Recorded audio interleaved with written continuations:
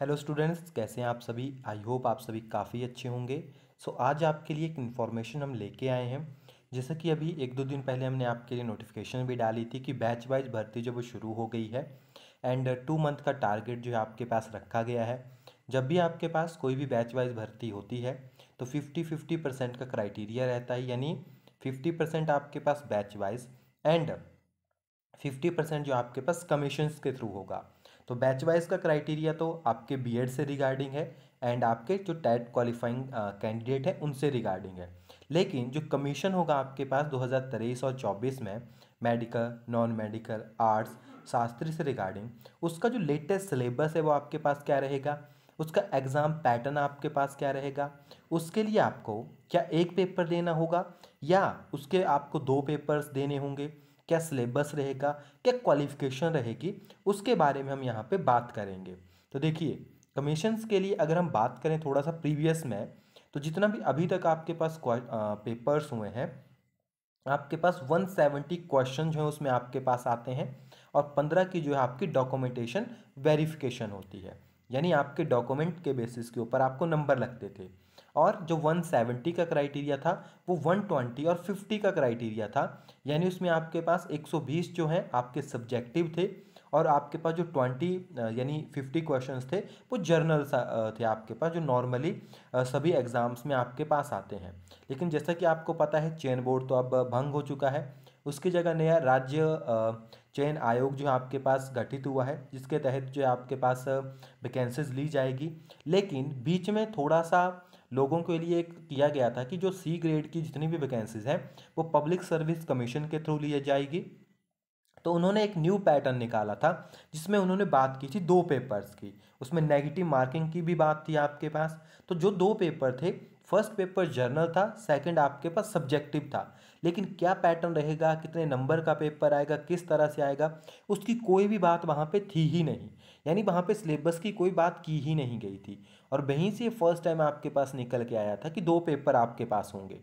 लेकिन अब जब न्यू बोर्ड आपके पास बन रहा है तो क्या वही पैटर्न वो फॉलो करेंगे? नो या यस, ये कोई भी पॉसिबिलिटी हम यहाँ पे इसको फॉलो नहीं कर सकते, क्योंकि अगर आप देखें तो हर एक बोर्ड अपने कंफर्ट के अकॉर्डिंग एंड थोड़ा सा उनके एक रूल एंड रेगुलेशंस होते हैं कि सी के लिए कितने पेपर लेने हैं। तो मैक्सिमम सी ग्रेड की वैकेंसी के लिए एक ही पेपर सफिशेंट होता है। तो यहाँ पे कुछ ये भी पॉसिबिलिटीज़ कहते हैं, क्योंकि स्टूडेंट्स ने कहा कि सर हमको क्या दोबारा से, क्योंकि वहाँ पे कॉमन एग्ज़ाम की बात की जा रही है, तो हमने तो पहले से टेट दिया हुआ है। तो इससे रिगार्डिंग अभी भी कोई भी इंफॉर्मेशन आपके पास या किसी के पास भी अवेलेबल नहीं है।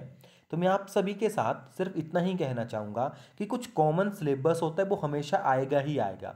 जैसे आपका जितना पहले होता था 170 क्वेश्चंस के अकॉर्डिंग, जो आपके जर्नल हैं वो आएंगे ही आएंगे, जैसे फिजिक्स, केमिस्ट्री, मैथमेटिक्स, उस सिलेबस में कोई भी चेंज नहीं होगा। क्वेश्चन के लेवल्स में भी कोई चेंज नहीं होगा, जिस तरह के क्वेश्चंस आपके पास आते थे वो उसी तरह से रहेंगे। आपके पास एच पी जी के हो गया, इंडियन जी के हो गया, करंट अफेयर हो गई, ये भी आपके पास एज इट इज़ ही रहने वाले हैं। बाकी आपके पास जैसे हिंदी, इंग्लिश हो गई, रीजनिंग हो गई, तो वो एक जर्नल टॉपिक्स हैं, वो आ भी सकते हैं नहीं भी आ सकते, यानी ये आपके पास सिलेबस का पार्ट रहेगा। एंड क्या आपको भी कॉमन एग्जाम देना पड़ेगा, वो डिपेंड करेगा जब आपके पास न्यू वैकेंसीज जैसे रिलीज होगी, फिर वो किस तरह से उस क्राइटेरिया को बिठाते हैं वहाँ पे। तो वो विद इन 2 and 3 मंथ के अंदर आपको मिलेगा, क्योंकि जब न्यू बोर्ड बनेगा वहाँ से वो सिलेबस रिलीज़ करेंगे, एग्ज़ाम पैटर्न्स रिलीज़ किए जाएंगे। जब वो कॉमन एग्ज़ाम के लिए एंट्रांस लेना शुरू करेंगे तब ये सारी चीज़ें आपको पता लगेगी। तो अभी मैं आपको यही कहना चाहूँगा कि आपको किसी भी मिथ के अंदर नहीं आना है कि अच्छा जी ऐसा होगा या ऐसा होगा। आपको सिर्फ अपनी तैयारी करनी है, जिसके अंदर आपका पीसीएम हो गया, आपकी पेडागॉजी हो गई, आपकी साइकोलॉजी हो गई, नेशनल कमीशंस आपके पास हो गए, आपके लिए हिंदी हो गई, आपके लिए जीके हो गया, जो मेडिकल वाले हैं उनके लिए, जैसे मैं पीसीएम की बात करूँ, बायो हो गई, आर्ट्स वालों के अपने सब्जेक्ट हो गए, है ना। यानी जो आपका एक सिलेबस है वो ही रहेगा।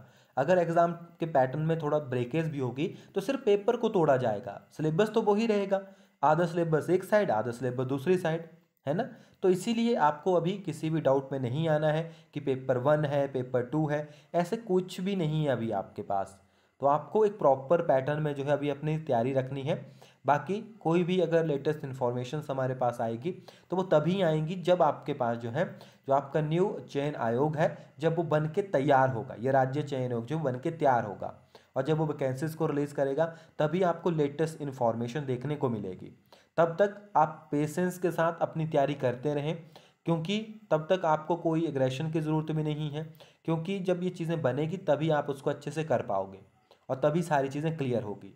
क्लियर? तो इसलिए बहुत से बच्चे पूछ रहे थे, बहुत से मैसेज आ रहे थे क्या सिलेबस रहेगा, एक पेपर होंगे, दो होंगे, कितने नंबर का आएगा, एक नंबर का क्वेश्चन होगा, आधे नंबर का क्वेश्चन होगा, नेगेटिव मार्किंग होगी नहीं होगी। तो इससे रिगार्डिंग कोई भी इंफॉर्मेशन अवेलेबल ही नहीं है। आपके हाथ में है तैयारी करना, आप तैयारी कीजिए, बाकी जो भी होगा वो आपको जल्दी ही आने वाले महीने इसमें देखने को मिल जाएगा। ओके ओके, चलिए, थैंक यू।